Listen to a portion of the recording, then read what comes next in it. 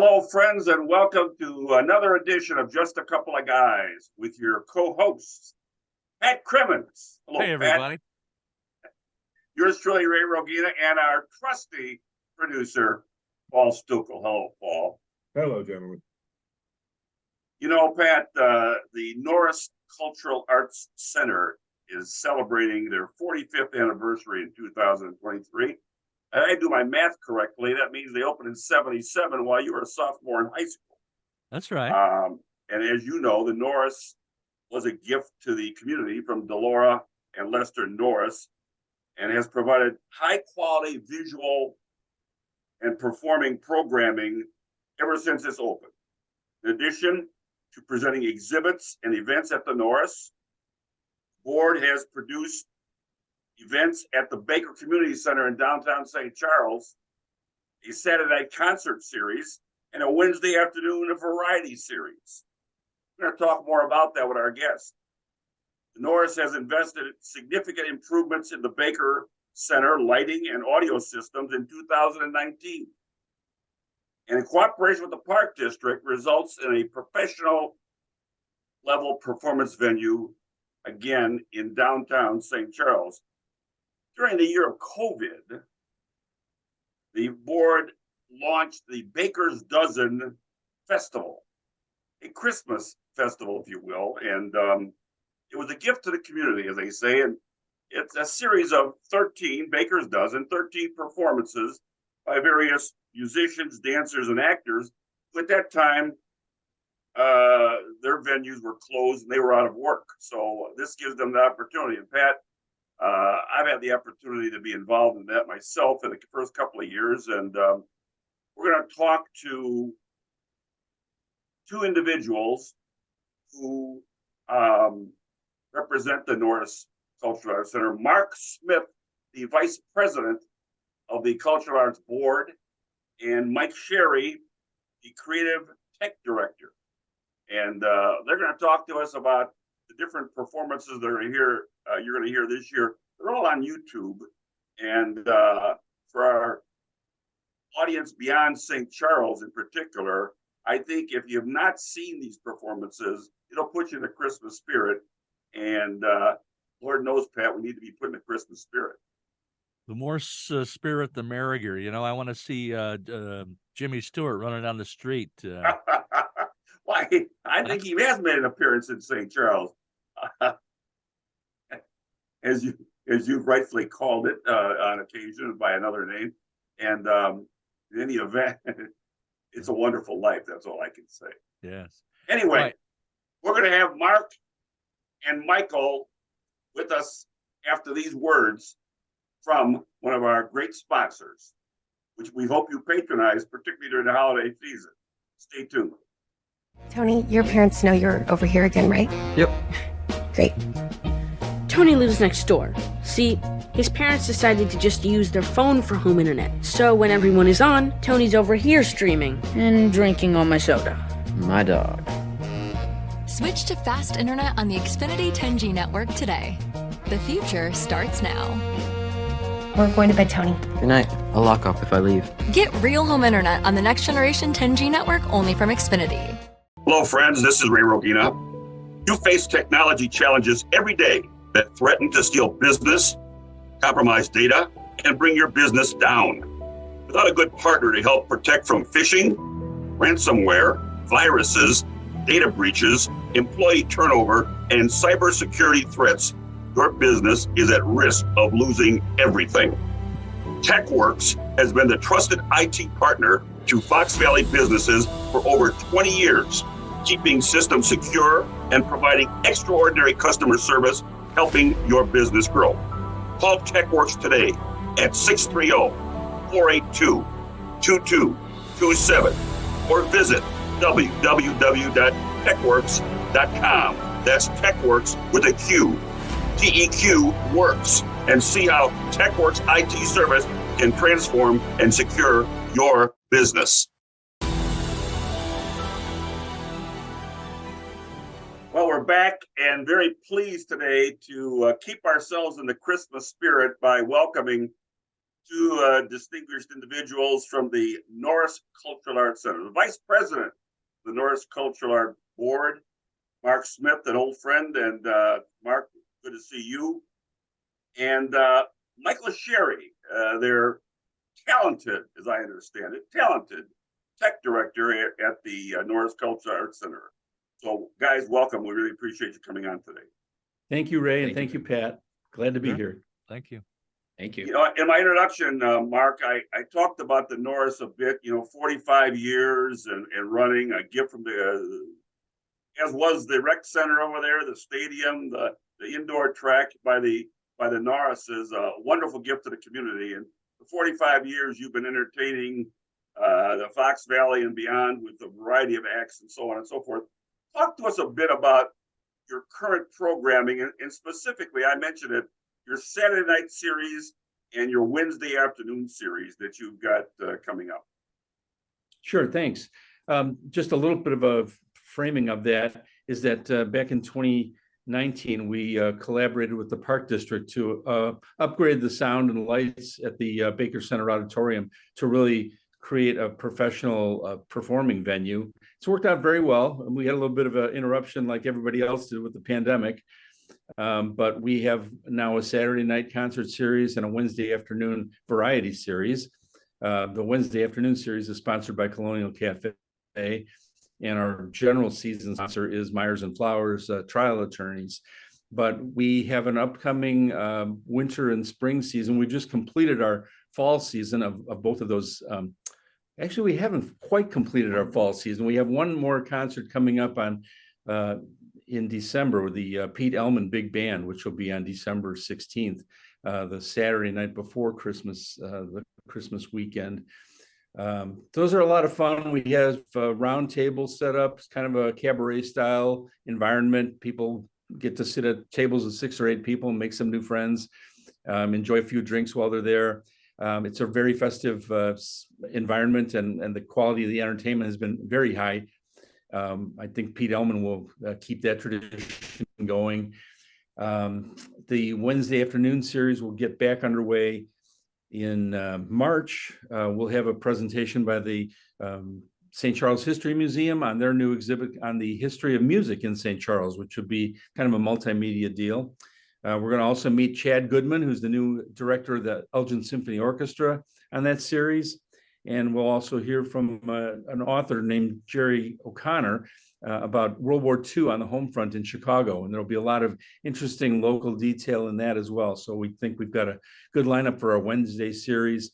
Our Saturday series will include a concert by Robbie Ellis, who's a comic pianist, and he's also a program host at WFMT Radio. So he kind of spans a lot of different musical genres, from classical to pop and jazz, and he's kind of a comedian too. So we're looking forward to seeing him. We have the Shout Section Big Band coming back in April. They're going to be celebrating the George Gershwin Rhapsody in Blue Centennial, as well as some selections from the Great American Songbook. That'll be April 20th. And then on May 18th, we've got Alyssa Allgood and her jazz quintet. Alyssa is a really great young jazz vocalist. We gave her first Fox Valley concert back in our art gallery series about 8 or 9 years ago. And she's really taken off since then. And we're really happy and pleased to have her back. And we can still afford her, which is amazing, given the fact that her career has really taken off. Speaking of our gallery series, we've reinitiated that, and we have 3 events coming up. We had a nice series this year. We had 7 events, both last winter and this fall, which just concluded on this past Sunday. Our upcoming winter series will include classical guitarist Jim Perona, who also covers a lot of different genres. Very, very classy guy and a very good entertainer. That's February 18th. March 24th, we have a violinist named Tricia Park, who does a lot of storytelling along the way, and she's going to cover a lot of musical territory from Bach to BTS, which is one of these K-pop boy bands. So she's got a very broad range of music that she's going to cover. And then on April 14th, we're going to have Cindy Callett and Gray Larson, who are a really well-known Midwestern contemporary folk duo. So we've got a lot of things, something for everybody, and we're looking forward to seeing a lot of new friends this coming season. Wow. And of course, as I talked about in the intro as well, COVID hit in 2020, and I was mayor at the time, and I got a call from you, and you said that the Norris Cultural Arts Board was thinking about doing something for the community, gift back to the community during this trying time, and it was going to be a Christmas celebration on YouTube with a variety of different acts. And I was very humbled to be asked to do a night before Christmas, and you rolled on from there. And now our purpose today is to talk about your 4th annual Baker's Dozen Festival. Well, thanks for mentioning your key role in the beginning of that. Because honest to gosh, we had so many great comments because of your participation, and it seemed to give us sort of an imprimatur of authenticity to involve you in that first festival. And then you are also, in addition to your episode, you were the narrator, you were the MC of all the other episodes. I don't know if you remember that or not, but I do, and it was a real privilege to do it, and I was so happy to do it. And, I'm just so happy that it's continued to be a tradition in St. Charles, and I'm so happy now to be able to talk about this with Pat as we try to spew this out to the bigger Fox River Valley. So let's do that. You're going to start. This is a series of 13 separate, distinct performances on 13 days. Is that correct? That's absolutely correct. Starting the first one will be put up on YouTube on December 12th. And that's going to be Tatum Langley. Talk to us about Tatum Langley. Tatum Langley is just a superstar. She is a ball of fire. She grew up in Elmhurst, and she's currently out on tour with Postmodern Jukebox, which is a kind of a sensational group that tours the world, really. This is her second nationwide tour with Postmodern Jukebox this year. We had her in concert this past fall at the Baker Center, and she just blew everybody away. Not only her voice, but her stage presence. She's an actress. She's just a dynamite young performer. She's going to be on our first episode. Do you remember what her song was, Michael? The first song that she is going to be performing, oh my gosh, right off the top of my head. It's a popular song. We should have written down. No, it wasn't Silver and Gold. That was Jessica. Silver and Gold was Julia. But anyway, Tatum is singing along with a guitar accompanist, and that'll be the first episode on December 12th. Whatever Tatum sings is amazing. And if you'd like to learn more about her, just look up her website or look her up on YouTube. She's got a lot of really great videos.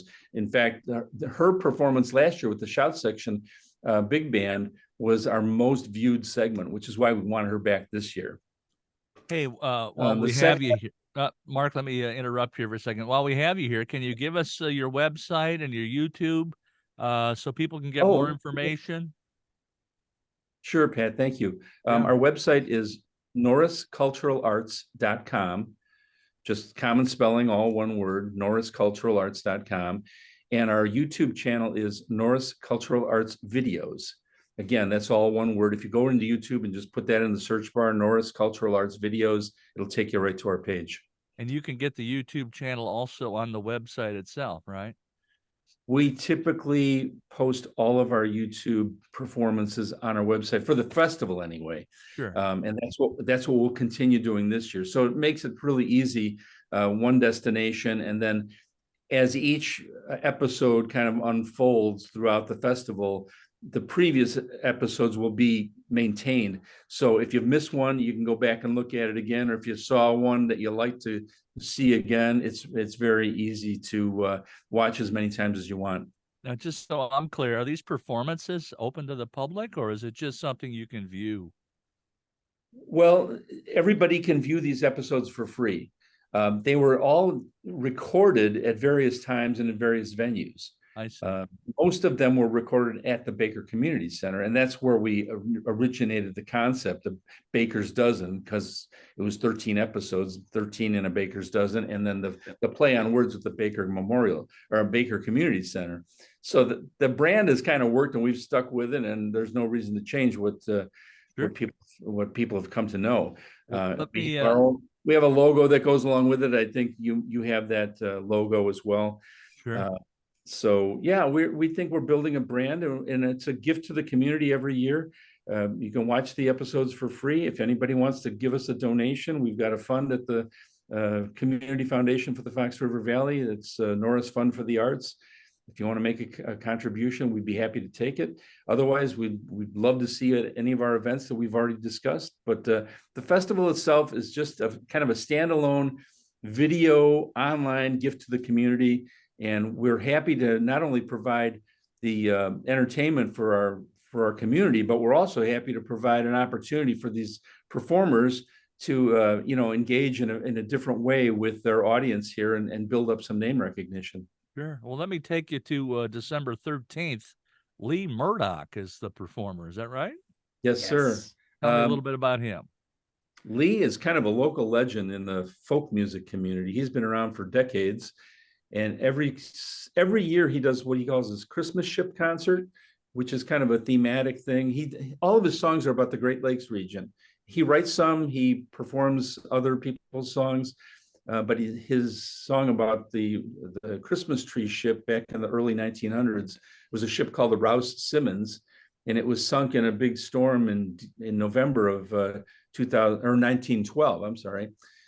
So it's kind of a folk music saga kind of song told from the perspective of a child who's waiting for the arrival of the Rouse Simmons so that she can get her Christmas tree. Michael did a great job of capturing all these episodes, by the way, including the ones that were done live in concert. Lee's episode is one of the ones that was captured in a live concert. Pretty much all the other ones were specifically produced and staged for the festival, either at the Baker Center, at our art gallery, or in the case of some of our encore presentations off-site. But Michael's been the video director and videographer and creative driving force behind all this for all 4 seasons. So I wanted to give him credit. Future podcast producer, perhaps, right, Michael? Yeah. One of December 14th, Mark and Michael, as you indicated, you mentioned them before, and this is an encore. You've had them on in the past. Shout Section Big Band. The Shout Section Big Band is a real powerhouse group. It's led by Brett Dean. He's a local, I think he's a District 303 music teacher. But his musicians come from all over the Chicago area. We've had them in concert a few times at the Baker Center. The performance with Tatum last year for the festival. And what we've done this year, starting with this, is gone back into our archives and picked out some of the most popular videos, thinking that people haven't maybe had a chance to see some of the previous festivals, and it's sort of a nice way to present some of our greatest hits along with 9 new episodes. So we think we've got a nice little balance of not only new episodes and old episodes, but different genres of music, with some that are vocal music, some that are instrumental only, a couple of spoken word events. So it's a nice mixture of performances. On December 15th, we have Dr. Paul Gordon, who is the superintendent of the local school district 303. And speaking of spoken word performances, Ray, you'll appreciate this, because this is in keeping with your reading last year of a child's book to some of our friends' children here for the festival. We asked Paul if he'd be interested in participating in the festival. He's still kind of a new face in town. I think this is only his 2nd year with the district. And he came through like a champ. I mean, you'd think he was an actor. But Michael, we set up the recording at Lincoln School in their library. And this, as you know, is the final year of Lincoln School being used as a school. It's being converted into an admin center. So there's a little bit of, I don't know, pathos involved in that, understanding that Lincoln School is kind of going away in terms of being part of our, part of our roster of schools. But Michael, you might want to talk about how we set that up and how the kids behaved. Oh, it was an absolute blast. We had about 20 kids come in from their class, and we had them sit in front of Dr. Paul Gordon, and he got the book out and got their engagement and all that stuff. And I tried my best to just kind of be like, pay attention, everything that he's reading is just the most interesting thing. Don't look at the camera. And you'd get some of those kids who'd take a little peek at what's this guy doing over here with his camera and stuff. But we only did 2 takes, and the kids were just so full of energy, so full of life. And it's a new book too. It's called The Secret Santas and the 12 Days of Christmas Giving. Very cute story with a really interesting message about sharing. And, the kids loved it. I think part of the charm of this episode is going to be the cutaways to the kids' expressions. Yeah. So I'm looking forward to seeing that myself.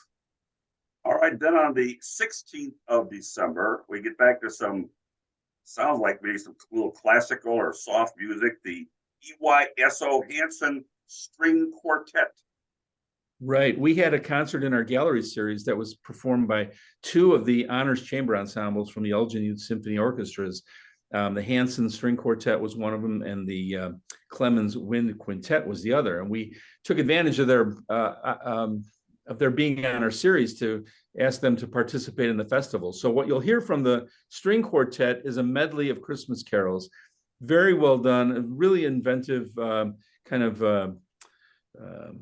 arrangements, and just super talented kids. I mean, these are all high school kids from local high schools, and we've got to give a lot of credit to the Elgin Youth Symphony Orchestras. They have really built in.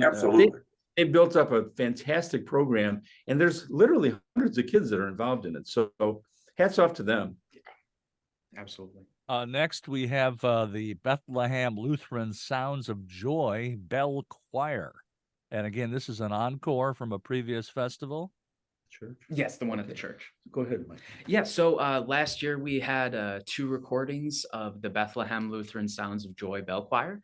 And we're picking and choosing, which one that we want to re-feature as one of our encores. This was actually shot at the church. And so Michael had some interesting challenges to set that up and record that. And I think it isn't Christmas until you hear the Christmas bells. Every time a bell rings, an angel gets its wings, and I feel that every time I get to hear the bells, it feels like I'm welcoming in the Christmas season, and they're just so talented. Yeah, sounds great. And you said that was that shot on location. Is that right? Yes, it was. That'll be wonderful. Beautiful location. December 18th, number 7 is looks like a single performance by Mr. Jim Perona. Jim Perona is one of the most sought after classically trained guitarists in the Chicago area. He is one of the busiest guys in town. He lives in Wheaton. He was educated at the New England Conservatory, but his styles and repertoire just cover the whole waterfront, from Bach to the Beatles and Broadway and jazz and flamenco and Villa-Lobos and all the favorite kind of guitar styles that you might think of. So Jim came in. He's going to be on our gallery series next February, but he came in with a medley of God Rest Ye Merry Gentlemen and Silent Night, which just was spectacular, and we're really happy to feature him on this year's festival. And then December 19th, Julia Danielle with Jeremy Kahn. Yeah. Julia Danielle is an interesting character. She is the current winner of the Ella Fitzgerald International Vocal Competition. Wow. Which is kind of a big deal in the jazz world. And Jeremy is a guy that we've known for a while. He's performed for us many times. And I asked him to come up with a vocalist for our jazz weekend concert that he performed at. And he said, I'm going to bring Julia Danielle out. You're going to love her. And he did, and we did. And while she was here, she recorded the song Silver and Gold. if you remember the claymation of Rudolph the Red-Nosed Reindeer film way long ago, maybe 60. Burl Ives, I believe. Burl Ives, exactly. That's exactly. I heard Burl the other day on the radio. It's awesome that you remember Burl Ives, because I told Jeremy and Julia when she sang the song, I had never heard anybody other than Burl Ives as the snowman sing that song. And Or have a holly jolly Christmas. That's another one. Yes. Well, Julia did a great job with Jeremy's accompaniment and Michael's video. I think everybody's going to enjoy that one. Act number 9 is an encore, and I got to tell you, I remember watching these guys last year, maybe last year, the year before, but I know you've had them there. Dan Buck and One of the Boys. Correct me if I'm wrong, kind of a country. No, it's more of a classic rock. Yeah, I think. they bring rock and roll. You know, the Dan Buck and the Boys. They just bring that classic sound of rock and roll that we all know and love. And what more can I say besides just showmanship and just talent? And they've been doing this for so long. And Dan is just so much fun. He's such a great guy, and it just really shows in his performance. And I'm so glad that you checked out last season's episode for that. That's fantastic. Regularly, and I think that people who do watch this will get in the habit every day on the 13 days, just to get up in the morning or whatever, go on the computer and watch one. They're wonderful, and you guys do a great job in putting it together. I can't say enough. Thanks. And they're all about 5 minutes long. You know, they vary from 4, 5, 6 minutes. So you're not going to have to devote a lot of time to it, but we want to have a lot of variety and something new every day, and just something to give everybody a little shot of Christmas spirit every day. Yeah, we certainly need that. So on December 21st, we have the Elgin Youth Orchestra again with the Clemens Wind Quintet. Right. Help us with that. And this is an all-girl quintet. They include things like, clarinet and oboe and bassoon and French horn, I think. Just wonderful players. They played a great concert for us. Their selection for this festival, though, is a very fun version of Frosty the Snowman. So it's kind of, it's a little bit jarring to see a classical quintet play something like Frosty the Snowman, but man, they did a job with it. Nice. Absolutely. Getting closer to Christmas, then on the 22nd, another solo performance by Jeffrey Ledoux. Jeff Ledoux is a 2004 graduate of St. Charles East High School, and he has lived in San Francisco for the last 15 years, where he got his master's degree from the San Francisco Conservatory, and has really created a career for himself out there as a solo pianist, a collaborative pianist, a concerto player with symphonies. He is the founder and creative director of the San Francisco International Piano Festival. He was just here this weekend playing a concert for us in the gallery, and we asked him to prepare a piece for the festival. And what he shared with us is a beautiful piece. It's a movement from the Seasons by Tchaikovsky. And if you know anything about that piece, there's a movement for every month. So he played the December movement from Tchaikovsky's The Season. It's a beautiful piece. It will remind you a lot of the Nutcracker. It has that ballet kind of feel to it.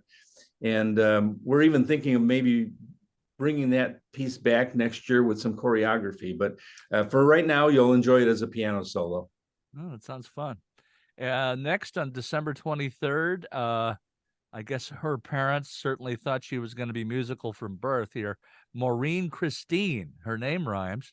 A woman with 2 first names. 2 first names. Encore from a previous festival, I guess. Correct. Tell us. Michael. Maureen is just incredible. We've had her probably almost every year now that I think about it, and she just keeps coming back with new songs. She's performed with her husband Mike Bazin, and she's performed with, I believe, with the big band too.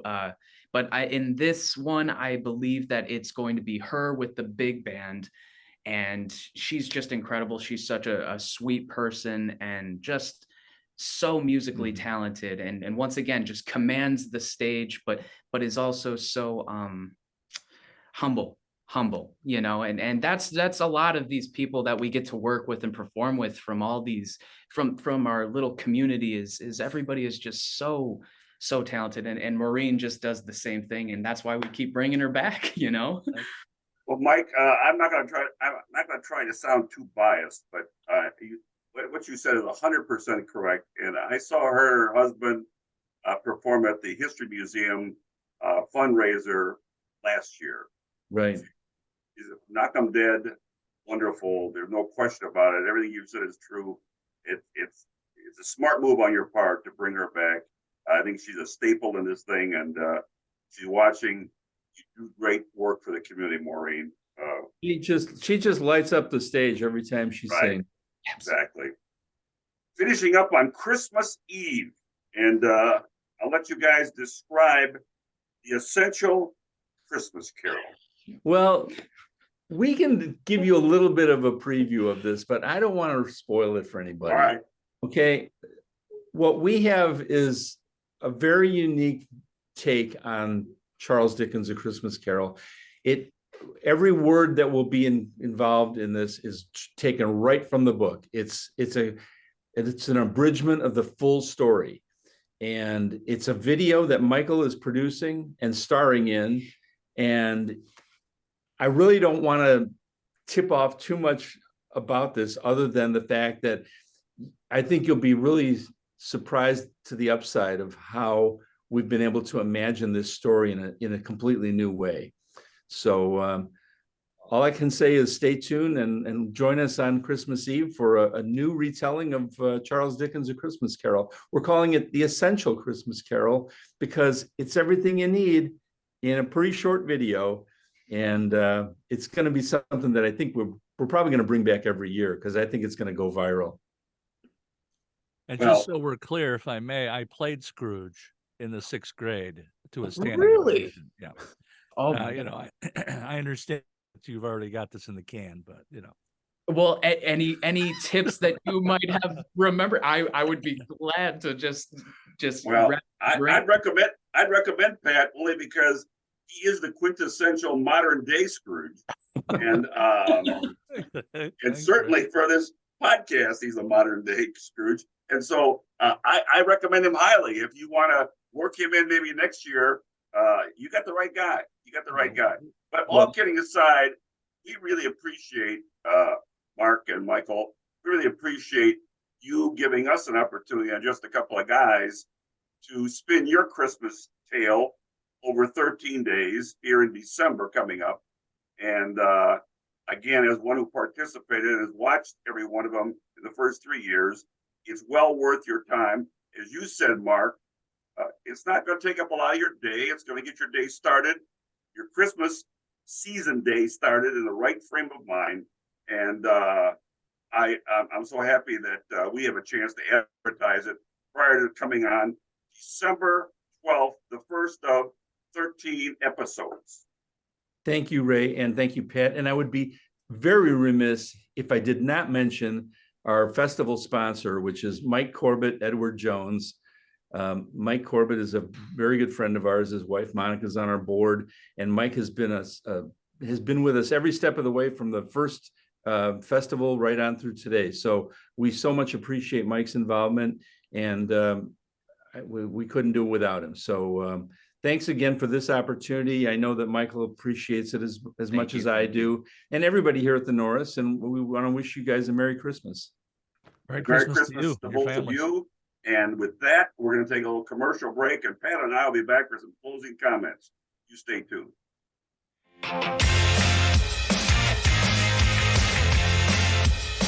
Hello, friends. This is Ray Rogina. Are you looking for the place to be? Voted best live music and entertainment venue by the Daily Herald in 2023? That would be Old Republic in Elgin, an indoor-outdoor hub with classic American eats, beer, and cocktails, plus the best sports bar, burgers, wings, and ribs. Best value? Old Republic. Another good place to be.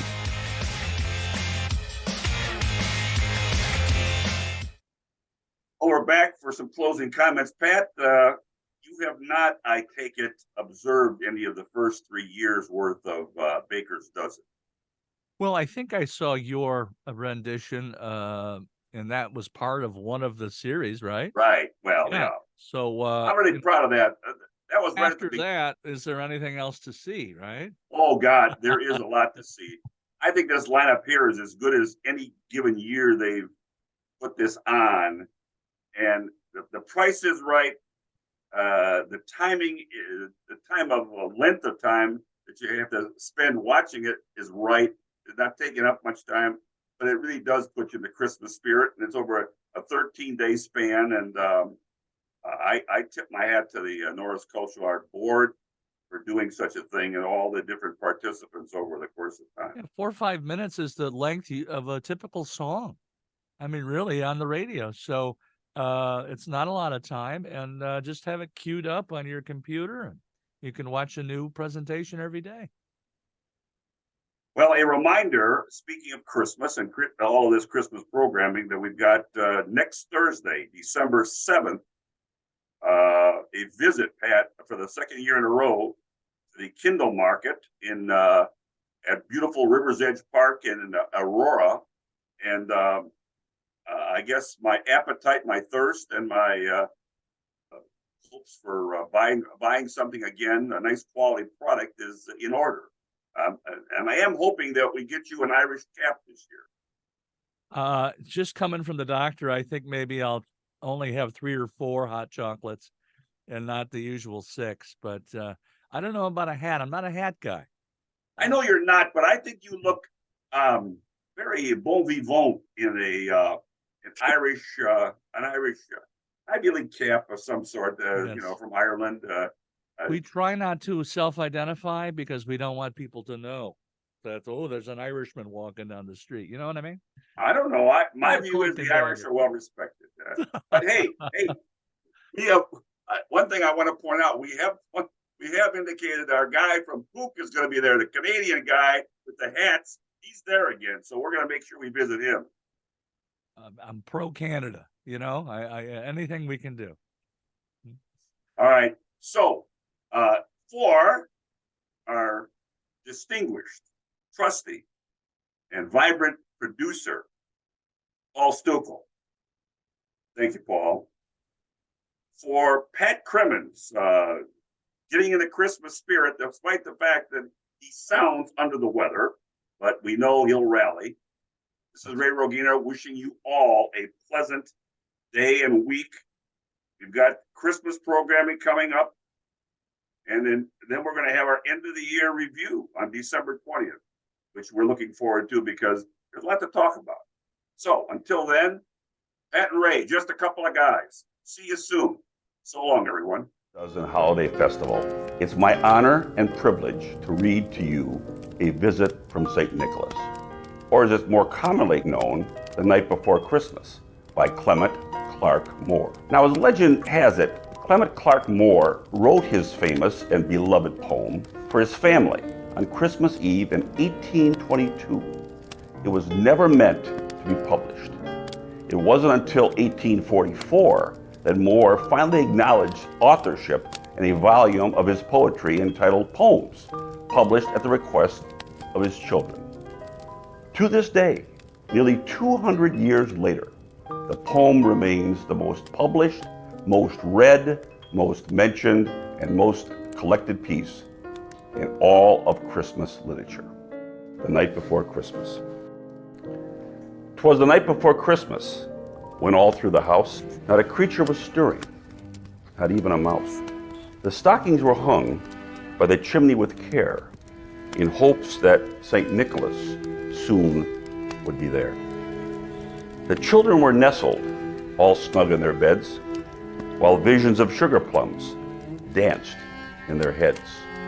And Mama in her kerchief and I in my cap had just settled down for a long winter's nap. When out on the lawn there rose such a clatter, I sprang from the bed to see what was the matter. Away to the window I flew like a flash, tore open the shutters, and threw up the sash. The moon on the breast of the new fallen snow gave the luster of midday to objects below, when what to my wondering eyes should appear but a miniature sleigh and 8 tiny reindeer. The little old driver, so lively and quick, I knew in a moment it must be St. Nick. More rapid than eagles, his coursers they came, and he whistled and shouted and called them by name. Now Dasher, now Dancer, now Prancer and Vixen, on Comet, on Cupid, on Donner and Blitzen, to the top of the porch, to the top of the wall. Now dash away, dash away, dash away all, as dry leaves that before the wild hurricanes fly, when they met with an obstacle, mount to the sky. So up to the housetop, the coursers they flew, with the sleigh full of toys, and St. Nicholas too. And then in a twinkling, I heard on the roof the prancing and pawing of each little hoof. As I drew in my head and was turning around, down the chimney St. Nicholas came with a bound. He was dressed all in fur, from his head to his foot, and his clothes were all tarnished with ashes and soot. A bundle of toys he had flung on his back, and he looked like a peddler just opening his pack. His eyes, how they twinkled, his dimples, how merry. His cheeks were like roses, his nose like a cherry. His droll little mouth was drawn up like a bow, and the beard on his chin was as white as the snow. The stump of a pipe he held right to his teeth, and the smoke it encircled his head like a wreath. He had a broad face and a little round belly that shook when he laughed like a bowl full of jelly. He was chubby and plump, a right jolly old elf, and I laughed when I saw him, in spite of myself. A wink of his eye and a twist of his head soon gave me to know I had nothing to dread. He spoke not a word, but went straight to his work and filled all the stockings, then turned with a jerk, and laying his finger aside of his nose and giving a nod, up the chimney he rose. He sprang to his sleigh and to his team gave a whistle, and away they all flew like the down of a thistle. But I heard him exclaim, ere he drove out of sight, Merry Christmas to all, and to all a good night.